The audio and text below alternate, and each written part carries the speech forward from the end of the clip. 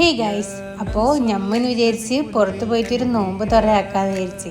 നോമ്പ് തുറ വരുമ്പോൾ നമ്മൊന്നും ഉണ്ടാക്കുന്നൊന്നും ഇല്ലപ്പാ. നമ്മ ഇന്ന് സെൻറ്റർ സ്ക്വയറിൽ നിന്ന് നോമ്പ് തുറക്കാമെന്ന് വിചാരിച്ചതാണ്.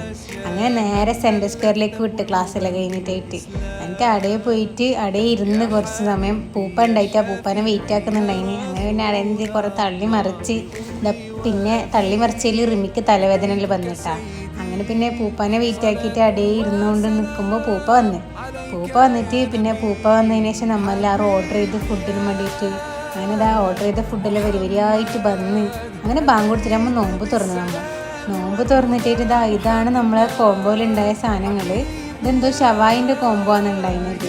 പിന്നെ അതാ ഇവരും തുടങ്ങി തിന്നാൻ വേണ്ടിയിട്ട് നമ്മൾ രണ്ടാളും ഒരേ കോംബോ പറഞ്ഞത്. പിന്നെ പൂപ്പ അതിൻ്റെ തന്നെ ഷവർമ്മൻ്റെ കോംബോ എന്ന് പറഞ്ഞിട്ടുണ്ടായിരുന്നത്. തിരക്കുള്ള നല്ല ഫുഡായിരുന്നു. നല്ല വയറെല്ലാം നല്ല രീതിയിൽ നിറഞ്ഞ് അങ്ങനെ പിന്നെ തിരിച്ചു വന്നു. അപ്പോൾ അത്രയേ ഉള്ളൂ. ബായ്.